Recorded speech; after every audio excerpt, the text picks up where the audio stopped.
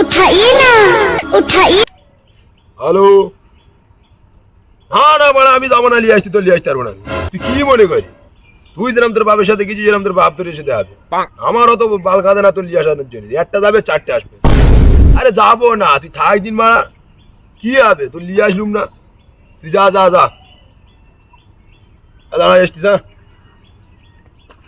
ভাই তোর বুদ্ধি কি টোটালি ভয় করে না? দেখেছিস কিরম বড় বড় বলেছে।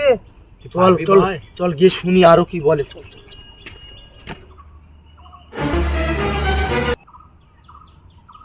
আরে তুমি বিশ্বাস করো, আরে বন্ধুরা ছিল বলে একটু ভাবলি, তুমি আমি বুঝতে পারিনি তুমি এত রেখে যাবে।